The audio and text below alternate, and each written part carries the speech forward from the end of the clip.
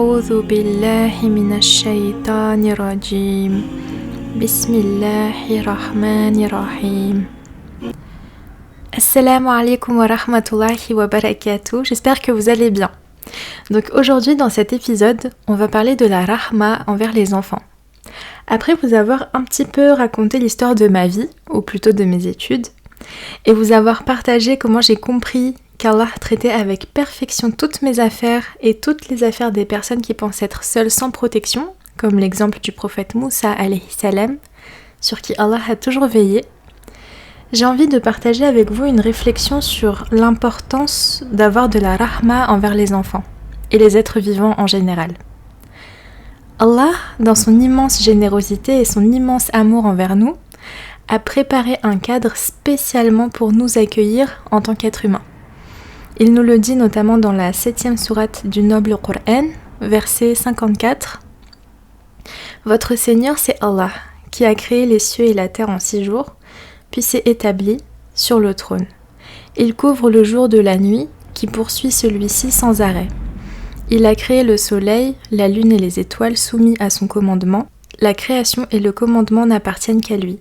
Toute gloire à Allah, Seigneur de l'univers. » Et un peu plus loin, verset 57 de la même sourate, Allah subhanahu wa ta'ala nous parle de l'écosystème au sein duquel nous sommes soumis. En disant « C'est lui qui envoie les vents comme une annonce de sa miséricorde, puis lorsqu'il transporte une nuée lourde, nous la dirigeons vers un pays mort de sécheresse, puis nous en faisons descendre l'eau, ensuite nous en faisons sortir toute espèce de fruits. Ainsi ferons-nous sortir les morts, peut-être vous rappellerez-vous. » Parmi les noms et attributs d'Allah, on a Al-Wadoud, qui peut être traduit par celui qui aime affectueusement, et Al-Karim, le généreux. Dans de nombreux passages du noble Coran, Allah nous parle de son amour envers nous et de comment il a demandé aux anges de se prosterner devant nous. Et tous les anges se sont prosternés, à l'exception d'Iblis, qui était parmi les djinns et qui était fait de feu. Il s'est enorgueilli en disant « Pourquoi est-ce que je me prosternerai devant ces êtres que tu as fait d'argile, alors que moi je suis fait de feu ?» En fait, en tant que croyant, quand on apprend tout ça et qu'on comprend à quel point Allah est clément envers nous, on ne peut que s'émerveiller devant la création qu'Allah a établie autour de nous. Vraiment, je ne sais pas si vous imaginez, le Seigneur de l'univers nous a choisis, façonnés, aimés et mis dans un cadre qui n'est pas inanimé. C'est-à-dire que le test qu'on doit passer sur Terre, on a toutes les cartes pour vivre dans un bon cadre. Que ce soit le ciel, décoré avec ses étoiles, le paysage, rien que les couleurs incroyables qu'on peut voir au coucher ou au lever du soleil, les arbres, les oiseaux, les odeurs que peuvent transporter le vent. Avec ça, on a tous les éléments mis à notre disposition pour survivre, vivre ou même guérir. Allah subhanahu wa ta'ala a dit dans la 16e sourate du noble Coran, nommée les abeilles, verset 68. « Et voilà ce que ton Seigneur révéla aux abeilles. Prenez des demeures dans les montagnes, les arbres et les treillages que les hommes font. » À la suite, donc verset 69, Allah nous dit « Puis mangez de toute espèce de fruits et suivez les sentiers de votre Seigneur, rendus faciles pour vous. De leur ventre sort une liqueur aux couleurs variées, dans laquelle il y a une guérison pour les gens. Il y a vraiment là une preuve pour des gens qui réfléchissent. » Dans cette sourate qui parle des abeilles, Allah nous parle aussi du miel. On le sait aujourd'hui que le miel a beaucoup de vertus bénéfiques à la guérison ou au renforcement du système immunitaire, puisqu'il agit comme un anti-inflammatoire, un antioxydant, un antibactérien, et a même des vertus cicatrisantes et de nombreux autres. Subhanallah. En plus, j'avais entendu un cheikh expliquer comment Allah avait bien fait les choses, car pour l'exemple de l'abeille, elle ne pique que si elle se sent en danger. Et quand elle pique, elle meurt instantanément. En fait, si tu t'es fait piquer par une abeille, dis-toi qu'elle t'a fait mal, mais toi tu lui as fait plus mal. Donc c'était pas son objectif de te piquer. Son dard, avec lequel elle t'a piqué, est relié à son abdomen. Donc quand elle pique, c'est son abdomen qui reste avec son dard, la pauvre. Mais ce que ce shaykh disait, c'est que la nature est tellement propre, subhanallah, et le rôle de l'abeille est tellement important qu'Allah a fait en sorte que ce soit impossible pour une abeille de contaminer sa ruche. Car en piquant, forcément comme un moustique, elle pourrait transporter les maladies présentes dans le sang des êtres humains. Mais dans le cas de l'abeille, ça n'arrive pas, puisqu'elle meurt instantanément. Subhanallah. Donc voilà, Allah il nous a donné un lieu de vie. On va dire qu'il nous a nourris et blanchis. Il a tout fait pour nous, avec un amour inconditionnel, sans qu'on ait rien à faire au départ. Dans tous les cas, Allah il nous aime, et son amour envers nous, en tant qu'être humain, il est inconditionnel. Subhanallah. Comme un parent prendrait soin de son enfant et l'aimerait de façon inconditionnelle. Mais en élevant son enfant, le parent, il va petit à petit donner des responsabilités à son enfant. Et là, il y a deux formes d'amour qui vont apparaître. Un amour inconditionnel qui ne bouge pas, certes, car un parent aimera toujours son enfant, et un amour conditionnel, avec les attentes qu'un parent a le droit d'avoir envers son enfant.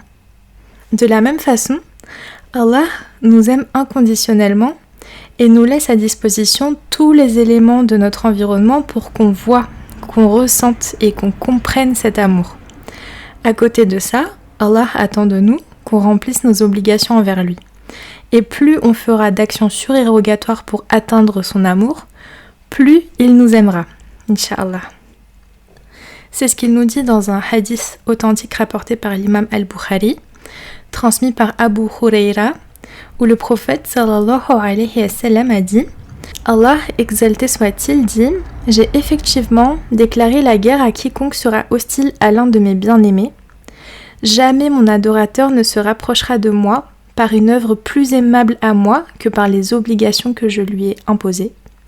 Mon adorateur ne cesse de se rapprocher de moi par les actes surérogatoires jusqu'à ce que je l'aime. Une fois que je l'ai aimé, je deviens l'oreille par laquelle il entend, l'œil avec lequel il voit, la main avec laquelle il saisit, et le pied avec lequel il marche. S'il m'invoque, je l'exauce, et s'il se réfugie auprès de moi, je le protège. Je ne diffère pas une chose que je dois faire autant que de retarder la mort du croyant, car je sais qu'elle lui est pénible, et rien ne me répugne autant que de lui faire du mal. » Et Allah nous dit aussi dans plusieurs versets du noble Coran, notamment dans la sourate Ar-Rahman, d'observer et contempler ce qu'il y a autour de nous. Ainsi, il y a des preuves pour ceux qui réfléchissent. C'est dans cette optique que je ne peux que vous encourager à contempler, apprécier et chercher à comprendre votre environnement. À commencer par les enfants et même les animaux domestiques, qui sont une immense source de baraka, de lumière et d'introspection. Subhanallah. Quand je parle d'environnement, j'entends tout ce que l'homme n'a pas créé de ses mains.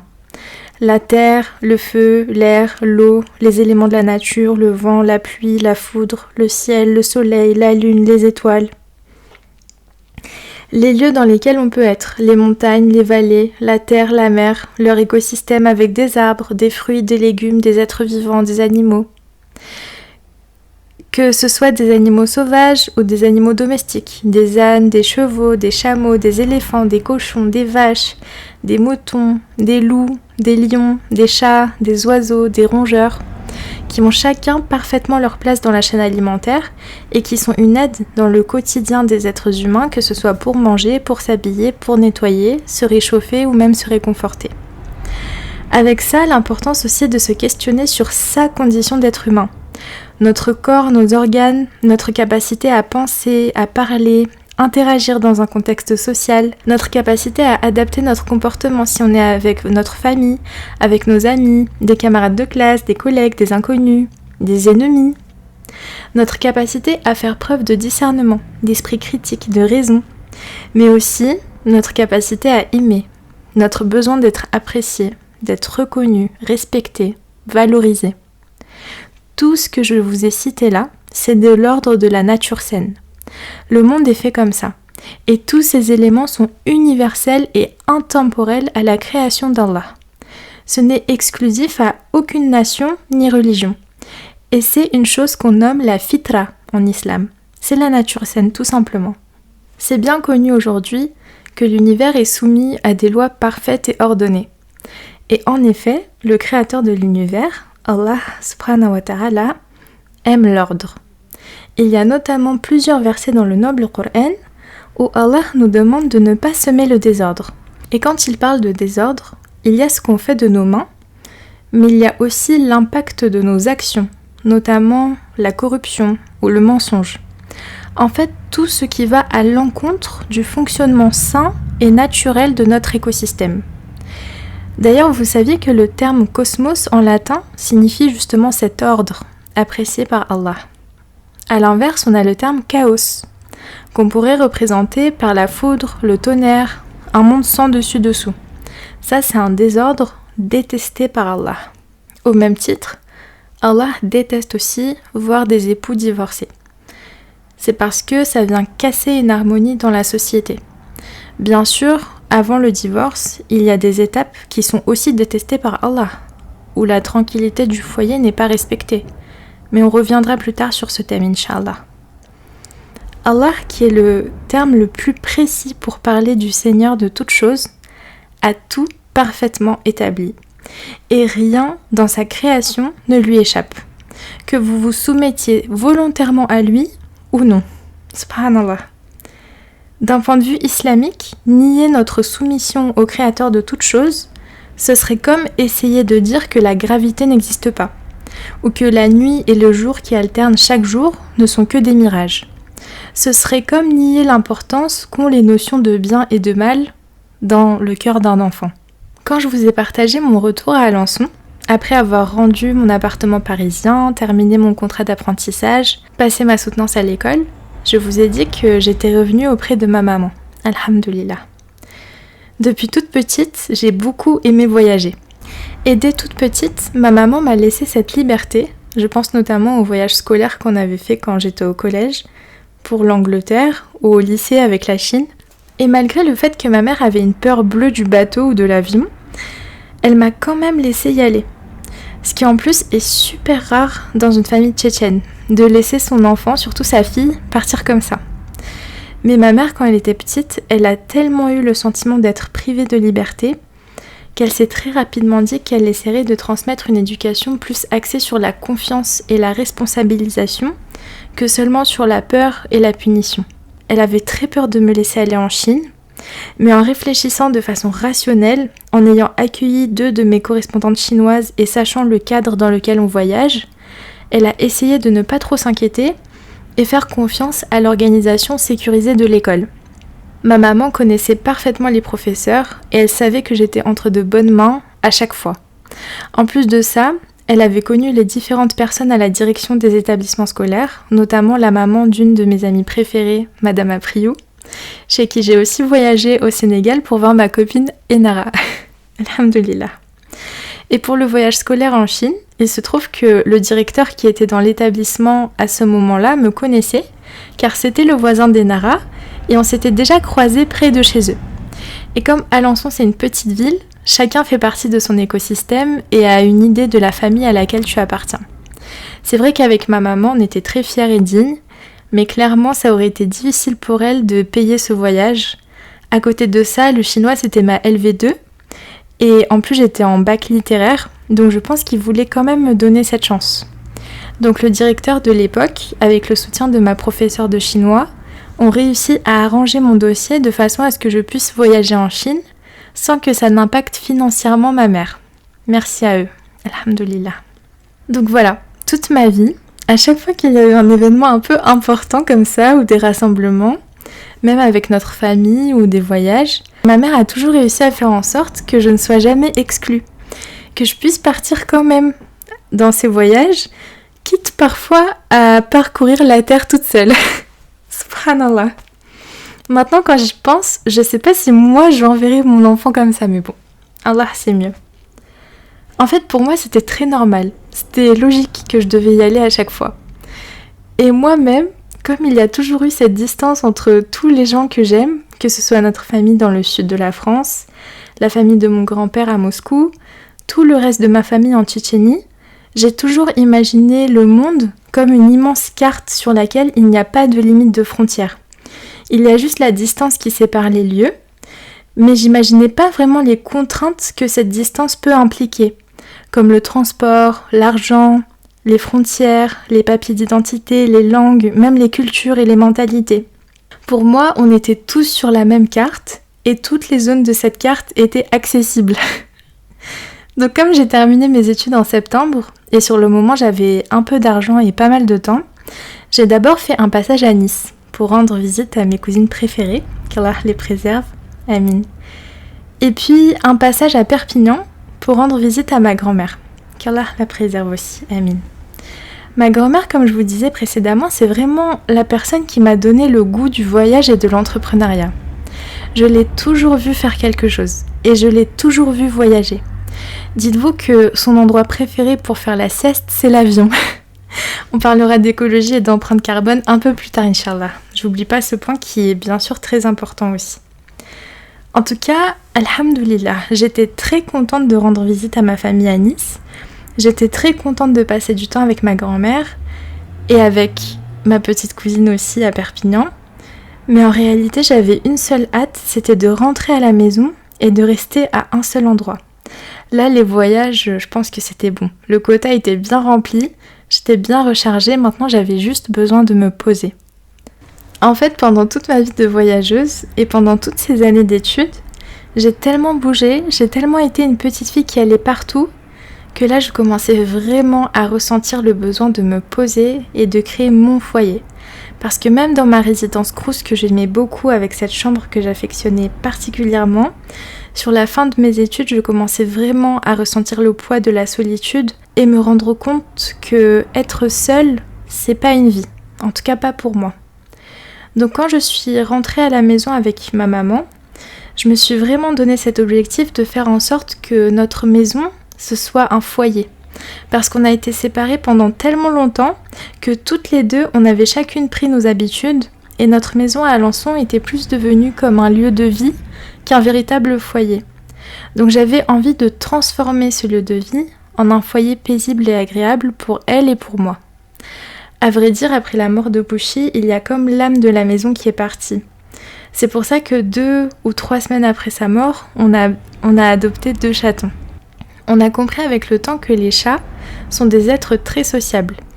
Et Pouchy, même s'il était très solitaire, en vrai ça lui aurait pas fait tant de mal d'avoir un compagnon. On s'est dit que pour ne pas reproduire les mêmes erreurs du passé, on allait prendre 2 chats pour qu'ils soient toujours ensemble. Et pas tout seul comme Pouchy avait pu l'être par moments. Pushtonovich. Donc de là on a accueilli Mouchka et Bouchika.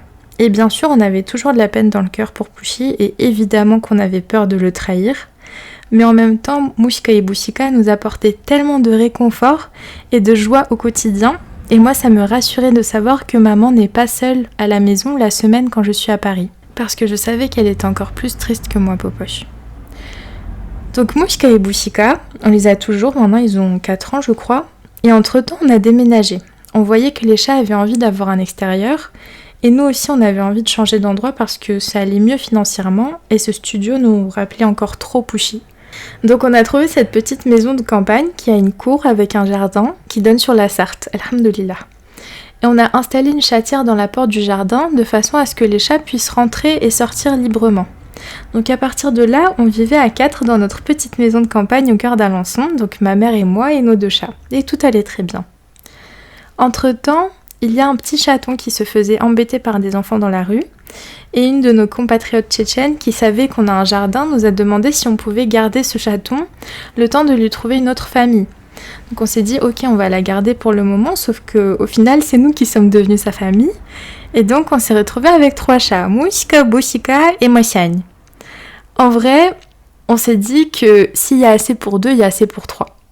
Forcément, les autres animaux de la forêt ont vu qu'il y avait 3 petits rigolos là qui vivent dans une maison avec une maman qui les nourrit bien. Et certains se sont passés le mot entre eux.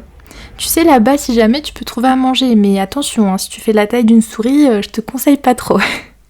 En fait, ce qui s'est passé un peu avant que j'aille en Tchétchénie, donc en juin ou en juillet, un jour, j'étais assise sur le canapé en train de télétravailler. Et je vois la chatière qui bouge. Et je vois une tête que je connais pas. Je la regarde, elle me regarde. Elle ressort sa tête délicatement comme si de rien n'était. Ni vu ni connu. Puis entre-temps, moi je suis partie en Tchétchénie, donc les chats je pensais toujours à eux, Et il se trouve que cette même chatte avec qui nos regards s'étaient croisés, elle venait de plus en plus souvent à la maison. Et un jour, ma mère me dit au téléphone « Je crois que Toshka, elle est enceinte. » Je dis « Ah ouais, mince, mais tu sais toujours pas qui elle est ?» Elle me dit « Bah non, aucun voisin de notre rue ne la connaît. Elle est pas pucée et elle squatte tout le temps chez nous. » Et c'est au mois de novembre, quand j'étais à la maison, que Toshka a mis bas. Donc on lui a tout préparé, on lui a fait un nid pour qu'elle puisse mettre bas convenablement. Il y a eu 3 bébés chatons, donc 2 mâles et une femelle. Ce qui m'a vraiment étonnée avec cet épisode, c'est déjà de voir la confiance qu'elle avait envers nous, parce que pendant qu'elle avait ses contractions, elle voulait absolument qu'une de nous deux soit là. À plusieurs reprises, je me suis éloignée de son nid pour ne pas l'embêter, et en fait, elle me suivait dans la maison, parce qu'elle voulait que je reste à côté d'elle pendant qu'elle accouche. Popoche. Je pense que c'était sa première grossesse, et en plus elle devait avoir peur que les autres chats viennent, donc ça l'a rassurée d'avoir ma présence à côté d'elle. J'avais rien à faire, il fallait juste que je sois là. Donc moi, j'ai plus de travail, pas d'obligation extérieure en particulier, donc je suis restée 3 jours à côté d'elle à observer les premiers moments de vie de ces chatons. Subhanallah. Et ce qui m'a frappée, c'est l'instinct de protection qu'elle avait envers ses petits. La patience et le soin avec lesquels elle s'en occupait. Il y a le côté instinct maternel, mais il y a aussi le côté instinct de survie. Parce que même les autres chats, malgré leur mépris flagrant, ils se montraient quand même protecteurs envers les chatons. J'ai observé qu'ils avaient un instinct de survie plus large que leur propre existence qui les poussait à protéger leur espèce. Forcément, ces nouveaux arrivants ont créé un trouble dans l'harmonie du foyer, parce que Mouchika, Bouchika et Massiane, ils étaient un peu choqués, sachant que Toshka, elle a eu ses premières contractions dans la cuisine quand ils étaient tous en train de manger, et Bouchika, il a commencé à sortir et rentrer à la maison de façon beaucoup plus espacée. Si avant il rentrait tous les jours ou tous les 2 jours, là il partait pour plusieurs jours, voire même 1 ou 2 semaines. Et Massiane, donc celle qu'on avait recueillie, elle s'est montrée 2 fois avec un autre collier. Et à ce jour, elle n'est pas revenue à la maison. J'espère qu'elle va bien quand même, cette petite traîtresse. Poishka. Mais même nous, déjà, on était un peu dégoûtés que Massiane, elle revienne pas et que nos chats ne se sentent plus chez eux. Et financièrement aussi, on s'est dit, subhanallah, comment on va faire ? Les frais de vétérinaire, la nourriture, l'entretien, c'est une responsabilité d'avoir des animaux. Déjà, 3 chats, c'était un budget, mais là, on passe à 7. Et moi, je travaille plus chez Chanel. En parallèle, ça faisait le plus grand bonheur de ma petite cousine Jaina, qu'Allah la préserve, qui vient souvent chez nous et qui a été aussi une très grande leçon pour moi dans toute cette histoire. Subhanallah. Pendant ma retraite spirituelle, je suis passée par beaucoup de phases et j'ai eu beaucoup le temps de réfléchir sur ma vie. Ce que je vous ai raconté sur les voyages, c'était l'une des raisons qui me faisait culpabiliser. Parce qu'en islam, une femme n'est pas supposée voyager toute seule.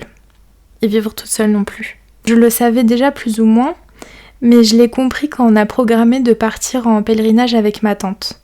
Je me suis dit, si moi mon but c'est de plaire à Allah, et ça ne plaît pas trop à Allah que je voyage seule, certainement il y a un meilleur moment qui m'attend pour répondre à son invitation dans sa maison sacrée.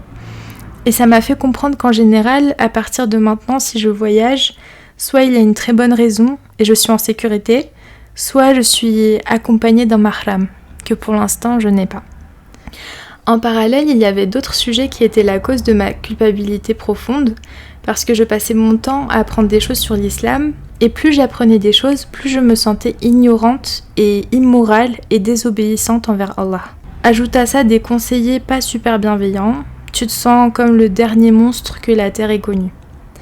J'étais même rentrée dans un état d'esprit où j'en voulais à ma mère, de nous avoir mises dans cette situation d'être 2 femmes qui vivons seules.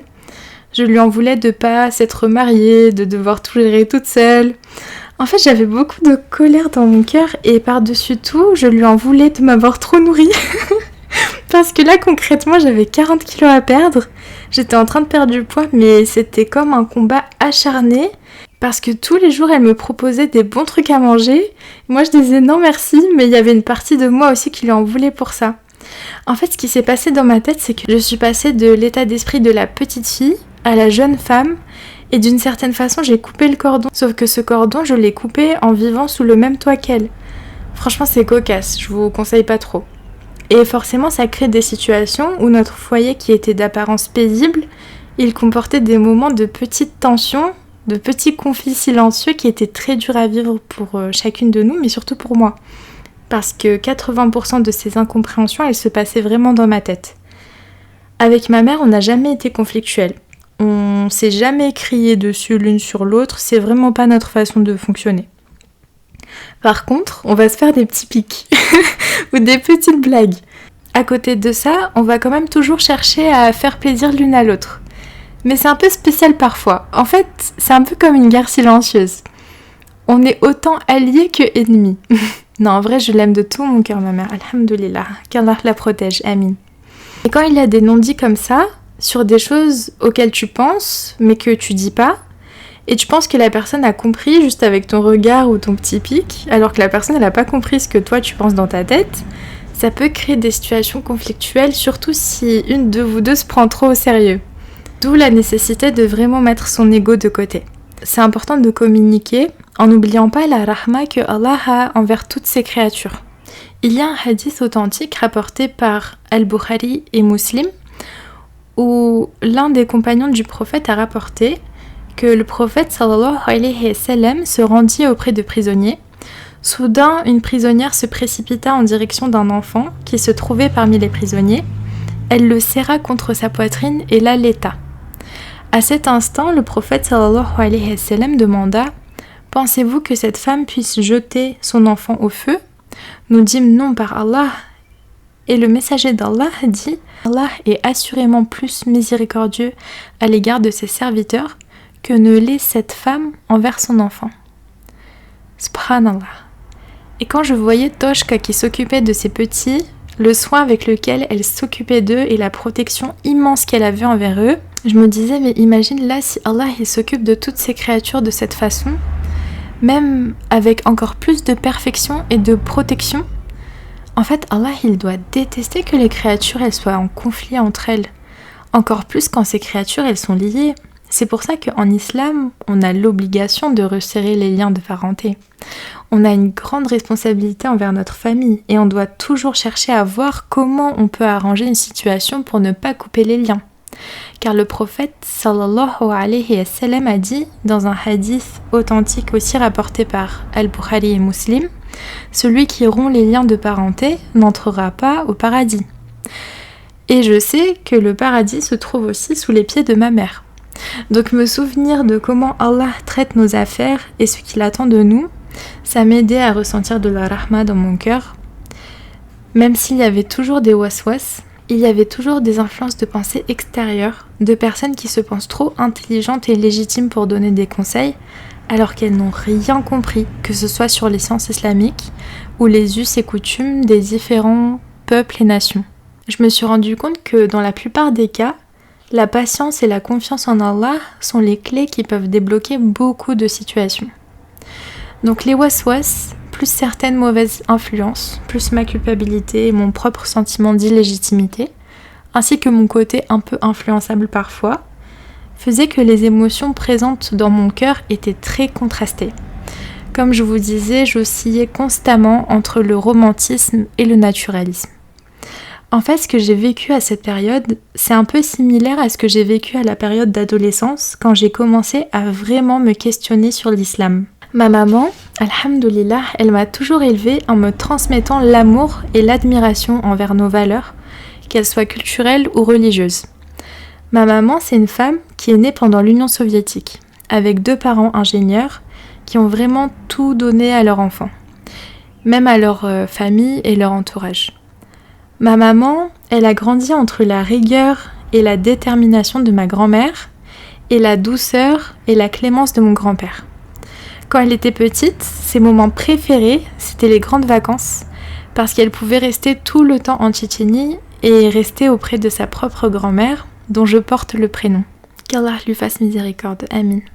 Les grands-parents paternels de ma maman, c'était des personnes vraiment appréciées dans notre communauté. Mon arrière-grand-père, qui s'appelait Shamsuddin et qu'on surnommait Dougou, qu'Allah lui fasse miséricorde, amin. Il était orphelin et il avait été élevé par l'un des derniers oustas de Tchétchénie, le cheikh Arsanov.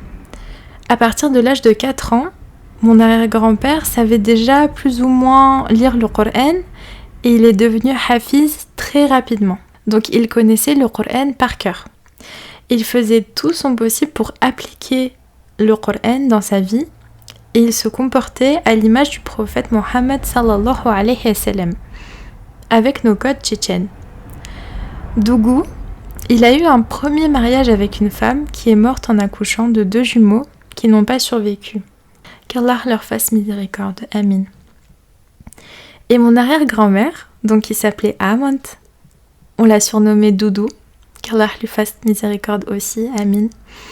Elle avait été mariée une première fois très jeune, avant l'âge de 16 ans, et son mari était étudié en dehors de la Tchétchénie, à Tiflis ou à Vladikavkaz, en laissant son épouse entre les mains d'une belle-mère et de 2 belles-sœurs qui lui ont fait vivre un enfer. Donc à partir de là, mon arrière-grand-mère a décidé de rentrer chez ses parents et était un peu la divorcée stylée, genre. Toujours très gentille, belle, et qui ne remettait pas 2 fois la même robe. Mon arrière-grand-mère est née le jour de la mort de Lénine, donc le 21 janvier 1924. Son père était mort alors que sa mère était encore enceinte d'elle, et comme elle avait déjà 2 filles, la famille espérait un garçon pour la continuation de la lignée. Pour la continuité de la lignée. Mais surprise, surprise, Amant était une fille. Et elle racontait que, alors que le monde entier pleurait la mort de Lénine, sa famille pleurait parce qu'elle était une fille. En 1944, il y a eu la déportation, nommée l'opération Tchétchevitsa, dans laquelle tout le peuple tchétchène et ingouche a été déporté. Les soviets ont ramassé tout le monde, les femmes, les enfants, les vieillards, sachant que la plupart des hommes étaient encore au front, comme c'était aussi la Seconde Guerre mondiale. Donc tous ont été mis dans des wagons de marchandises pour le bétail, en séparant beaucoup de familles et laissant tous les morts sur la route. Mon arrière-grand-mère était chez des invités au moment de la déportation, donc elle a fait cette route affreuse séparée des siens. Une fois arrivée dans ce lieu loin de ses terres, elle s'est adressée à la personne en charge du regroupement familial, qui n'était autre que mon arrière-grand-père, placé à ce poste grâce à son grand niveau d'éducation et le fait qu'il était directeur d'école à Kenyurt en Tchétchénie, là où il avait déjà repéré mon arrière-grand-mère. Cet homme, que Amant ne considérait pas comme un prétendant car il était déjà veuf, a quand même réussi à gagner son cœur et l'a épousé en lui offrant une grande famille. Masha'Allah. Cette histoire était très connue dans notre famille et le cercle des gens qui ont connu Dougou et Doudou. Dans la tradition tchétchène, on est très pudique dans la démonstration de ses sentiments, surtout quand il s'agit de 2 époux. Mais tout le monde connaissait la bienveillance et l'affection qu'il y avait entre ces 2 êtres. Et un jour, alors qu'on avait donné à Shamsuddin la responsabilité de distribuer le blé, à l'époque de la grande famine, il ne fallait surtout pas se tromper ni transgresser la pesée. Subhanallah. Donc les grands dirigeants soviétiques sur place ont taquiné mon arrière-grand-père en lui disant « C'est vrai que vous avez le droit à plusieurs femmes dans votre culture ?» Donc lui, il leur a répondu « Oui, c'est vrai. » Eux, en connaissant Dougou, ils lui ont demandé « Si on te donne un camion rempli de blé, sachant que ça représentait de l'or à l'époque, tu prendrais une 2e femme ?» Dougou leur répondit « Hors de question. » Et ils insistèrent en disant « Bon allez, ce même camion, on te le donne avec le blé juste si tu fais croire à ton épouse que tu vas prendre une 2e femme. » Et Dougou leur répondit « Mais même contre tout le blé du monde, même pour plaisanter, je ne ferai pas un geste qui pourrait briser le cœur de mon épouse. » À quel point ce grand homme tchétchène, érudit et savant, respectait le cœur des femmes. Subhanallah. Dites-vous que moi, je n'ai pas connu les Tchétchènes et je n'ai pas connu les musulmans quand j'étais petite. J'ai seulement connu les histoires que ma mère me racontait et l'amour qu'elle me transmettait malgré sa peine de femme à elle et malgré sa connaissance parfaite des gens qui nous entourent et les raisons pour lesquelles elle a dû m'élever seule. En fait, ma maman, quand elle était petite, elle a vraiment eu cette chance parce qu'à la fois elle a pu vivre dans différents pays de l'URSS, parce que ses parents étaient régulièrement mutés dans différents endroits, Mais en même temps, elle avait ce retour aux racines et elle a vu de ses yeux la démonstration de ce que c'est qu'être un bon et qu'être un vrai Tchétchène. Et comme elle et moi, on était séparés du monde, mais on était très liés l'une à l'autre, on passait des soirées entières ou des journées à discuter quand j'étais petite et encore même un peu maintenant parfois. Elle me racontait toutes ces histoires. Elle me racontait que par exemple, dans les us et coutumes tchétchènes, il suffit qu'une femme dépose son foulard devant deux hommes qui sont en train de se disputer pour que ces deux hommes arrêtent sur le champ. De même, on n'abandonne pas les enfants, on n'abandonne pas les aînés, on respecte beaucoup les aînés. N'importe qui vient chez toi, que ce soit ton meilleur ami ou ton pire ennemi, tu dois l'accueillir et tu dois être bon envers lui, au minimum pendant 3 jours. Et par rapport à l'islam, elle m'a toujours transmis l'amour infini envers Allah. Autant elle était un peu fière, un peu genre vous allez pas marcher sur les pieds, quitte parfois à s'attirer les foudres de personnes beaucoup plus entre guillemets légitimes qu'elle, mais en même temps sa foi en Allah et sa certitude que Allah il est là, il nous voit, il nous entend, il nous protège, elle était extrêmement rassurante pour la petite fille que j'étais. Une nuit on dormait toutes les deux et je me suis réveillée, je sais pas pourquoi. Je me suis réveillée comme en sursaut avec une peur, mais sans comprendre d'où venait cette peur. Vous savez, quand vous êtes petit, parfois vous avez des angoisses soudaines. Vous comprenez pas pourquoi, genre il y a un monstre sous le lit. Bah c'est cette peur-là que j'ai ressentie. J'étais terrifiée. Je bougeais plus, mais j'étais terrifiée. Et d'un coup, ma mère, alors qu'elle était en train de dormir profondément, elle a changé de côté en faisant des invocations et en évoquant le nom d'Allah. Sur le coup, j'ai pas bien compris ce qu'elle a dit, mais ça m'a vraiment rassurée. Et je me suis dit, ouf, il n'y a pas de monstre. Et même s'il y a un monstre, bah Allah il nous protège. Et je me suis rendormie. En fait, j'ai vraiment appris à connaître l'islam et les valeurs de mon peuple avant de connaître les musulmans et avant de connaître mon peuple. C'est autour du collège que j'ai vraiment commencé à me questionner sur qui j'étais. Ok Amanta, donc tu es une fille qui vit en France, à Alençon, tu as des racines qui viennent d'ailleurs, ça tu peux pas le changer, mais tu te définis par quelque chose que, a priori à l'école, on te fait comprendre que tu peux changer, ta religion. Tu es musulmane, mais pourquoi tu es musulmane ? Est-ce que tu es musulmane parce que tu es tchétchène, par héritage ? Ou bien tu es musulmane parce que tu crois en Allah, par conviction. Pendant la période de l'adolescence, il y a eu des choses tragiques qui se sont passées, comme les attentats. Et pour moi, c'était extrêmement difficile à comprendre parce que c'était incompatible avec ce que ma mère me transmettait. Que ce soit à travers ses récits ou à travers son comportement, envers les gens ou envers moi à la maison. Ce que je voyais à la télé autour de moi ou à l'école, c'était totalement différent et vraiment c'était incompréhensible pour moi. Sachant que, encore une fois, nous, on n'a pas cette légitimité ou cette autorité parce que, oui, on est musulmane, mais à écouter le reste du monde, que ce soit les musulmans eux-mêmes ou les non-musulmans, bah oui, mais vous êtes des musulmans light, sachant qu'en plus vous êtes blanche et ça se voit pas sur votre tête que vous êtes étrangère, donc ça passe. Pour moi, il y avait quand même un profond sentiment d'injustice, que ce soit de la part de mes propres frères et sœurs musulmans, et que ce soit de la part du reste du monde, qui nous méprise en nous faisant croire qu'ils nous méprisent pas. Et c'est à cette période que mes pensées un peu nuancées ont été très mal comprises à l'école, lors des débats en éducation civique, parce que les gens pensaient que parce que j'étais pas Charlie, ça voulait dire que j'étais pour les attentats, alors qu'absolument pas. Je peux me désolidariser de l'un comme de l'autre, parce que pour moi, faire des caricatures de mon cher et noble prophète, que la paix soit sur lui, c'est m'insulter, donc je peux pas être avec vous. Et en même temps, je peux pas non plus être avec des personnes qui ne se comportent pas comme le prophète sallallahu alayhi wa sallam se serait comporté de son vivant. Durant sa plus grande victoire, le prophète sallallahu alayhi wa sallam a accordé son pardon complet à ses ennemis qui se rendaient simplement. Al-Bukhari et Muslim ont rapporté dans des hadiths authentiques que l'un des compagnons du prophète sallallahu alayhi wa sallam avait trouvé une femme tuée pendant l'une des batailles.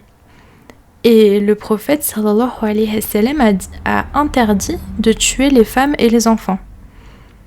De même pour le premier calife musulman et compagnon du prophète sallallahu alayhi wa sallam qui avait dit à son armée « Arrêtez-vous, ô soldats, j'ai 10 recommandations à vous faire pour vous guider sur le champ de bataille. Ne commettez aucune trahison et ne vous déviez pas du droit chemin. Ne mutilez pas les dépouilles de vos ennemis. Ne tuez ni femme, ni enfant, ni vieillard. Ne coupez aucun arbre fruitier. Ne détruisez aucun lieu habité et n'égorgez aucun mouton, vache ou chameau de vos ennemis, sauf pour votre nourriture. Ne brûlez pas les palmiers et ne les inondez pas. Ne commettez pas de fraude, détournement de butin de guerre par exemple, et ne soyez pas coupables de lâcheté. » La tendresse du prophète sallallahu alayhi wa sallam ne s'est pas résumée qu'aux êtres humains. Elle s'est également étendue aux animaux et à leur environnement.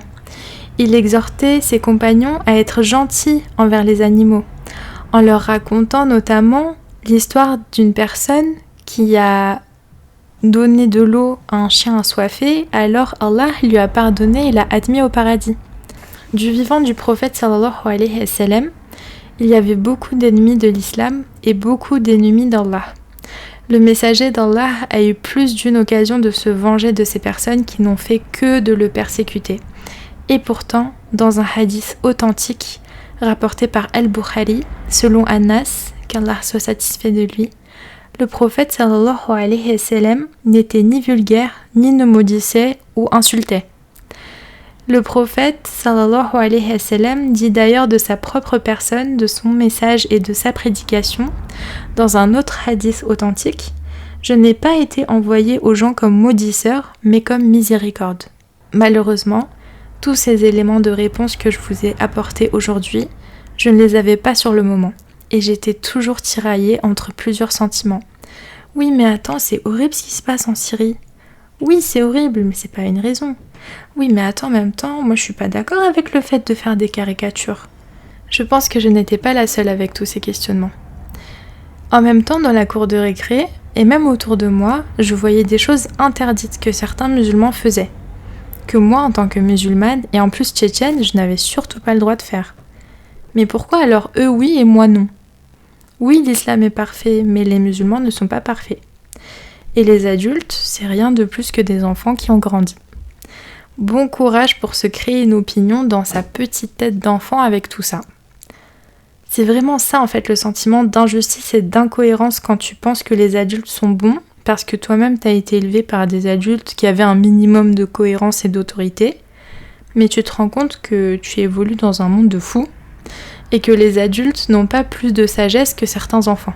Comme la leçon que nous transmet l'auteur Éric de Kermel dans son roman Les Jardins de Zagaran, où le personnage principal doit se former avec l'aide et la sagesse d'une enfant. Ça me fait penser aussi à la citation qui dit « La vérité sort toujours de la bouche des enfants ». Ma déception envers ce monde m'a rapidement fait comprendre que les adultes eux-mêmes luttent et essayent de faire au mieux avec leurs propres séquelles, leur propre histoire et leur propre vision du monde. Pendant toute mon adolescence et encore jusqu'à maintenant, je me suis connectée à plusieurs groupes avec des enfants comme moi. Des jeunes qui cherchent leur place dans ce monde et cherchent à comprendre et partager leur expérience pour devenir de bons individus. Dans ces groupes privés, destinés à la communauté Weinach, j'ai pu lire plein d'histoires de personnes différentes, avec des familles et des parcours de vie totalement différents. Le principe de ces groupes réservés aux filles, aux garçons ou même les deux, c'est qu'il y a quelqu'un qui poste une publication et en dessous de cette publication, anonyme ou pas, il y a des commentaires, conseils, rappels ou messages d'entraide. Parfois, les gens ont juste besoin de se livrer, de se sentir utiles et de faire partie d'un groupe. Ça peut être fait à travers des blagues ou des rappels, et même des morceaux d'histoire sur notre culture qui est la raison principale qui nous relie sur ce groupe. Ce que je peux vous partager de ces groupes qui sont confidentiels, c'est que ce que j'ai vu dans les différentes publications et dans les différents commentaires, c'est qu'il y a énormément de points de vue différents, et même si on fait partie de la même communauté et qu'on a beaucoup de points en commun dû à notre différence d'enfants immigrés en France, on a un peu les mêmes problématiques du quotidien. Dans ces groupes, j'ai lu des histoires tragiques, des crimes d'honneur dans certaines familles, des foyers où le mot chaos est le maître mot de leur quotidien, des mères qui pleurent leurs enfants, des mères qui pleurent leurs fils en prison, Des filles ou des garçons qui tombent amoureux de personnes que leur famille n'approuvait pas et ne savent pas comment aller de l'avant avec ça maintenant. Des filles ou des garçons qui se font humilier sur la place publique, affichés, rabaissés, parce qu'ils ont fait une erreur de jeunesse, ou ont choisi un chemin qui va contre la pensée collective. Des garçons ou des filles qui se demandent s'ils peuvent continuer de fréquenter des personnes qui ont choisi un autre chemin de vie que celui que notre communauté pourrait approuver.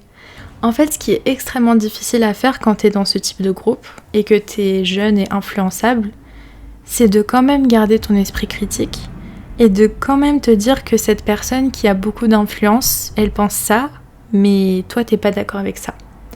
Parce qu'il y a des commentaires souvent très justes et pleins de bon sens, et d'autres qui font un peu peur, où tu te demandes mais c'est quoi le quotidien de cette personne qui a l'air d'avoir un esprit si sombre ? Avoir cet esprit de discernement et se dire malgré l'autorité ou la légitimité apparente de cette personne, pour moi c'est pas juste. Ou je comprends les sources qu'un tel cite, mais dans ce contexte, c'est pas cohérent avec l'islam ni avec nos valeurs. Et c'est pas ce que ma famille m'a transmis. C'est aussi la capacité de se demander, de se questionner sur nos traditions et dire « Ok, on a beaucoup de respect pour nos ancêtres et l'histoire qu'ils ont vécue. On n'a pas envie que cette histoire soit oubliée, mais en même temps, les femmes et certains hommes de chez nous ont vécu tellement d'injustices. Est-ce que j'ai envie de faire perpétuer ces injustices ? Ok, nos ancêtres, ils avaient tel état d'esprit, mais est-ce que cet état d'esprit il peut être appliqué à 100% dans notre contexte ? Ou il y a des petites choses qu'il faudrait adapter ? Et est-ce que c'est possible d'adapter ces petites choses sans pour autant perdre son éthique ? Ce que j'ai observé dans ces groupes et avec mon entourage, c'est qu'une personne bien dans ses bottes, qui connaît ses droits et devoirs, n'a pas besoin de se justifier sur son niveau de connaissance, le pourcentage de sang Weinach présent dans son ADN, son niveau de foi, encore moins son niveau de virilité. Cette personne essaie juste d'être quelqu'un de bien, qui respecte sa famille, qui respecte sa religion, et qui avance. Et la plupart du temps, c'est les gens qui sont pas à l'aise avec eux-mêmes, qui essayent absolument de prouver et qui vont faire le plus de bruit. Il y a une citation qu'un représentant tchétchène niçois avait transmise lors d'une tragédie qui avait touché notre communauté, qui disait « L'arbre qui tombe fait plus de bruit que la forêt qui pousse ». Et je vous assure que malgré toutes les catastrophes qu'on a vues dans notre communauté, dont je me désolidarise totalement, la grande majorité des Tchétchènes et des Ingouches veulent juste vivre tranquillement. Ce qu'on aimerait seulement, c'est ne pas oublier d'où on vient, qu'on nous laisse pratiquer librement notre religion, et qu'on ne nous force pas à oublier nos traditions, ni notre langue. En vrai, c'est tout ce qu'on veut. Autour de moi, Masha'Allah, dans la communauté Weinach et plus largement dans la communauté musulmane, j'ai vu des excellents professionnels. Des juristes, des spécialistes en marketing, des experts comptables, des ingénieurs, des entrepreneurs. J'ai vu énormément de profils qui sont extrêmement intéressants et en plus qui sont partout à travers le monde. Parce que des Weinach et des musulmans, il y en a partout dans le monde. On est autant à New York qu'à Dubaï ou à Médine.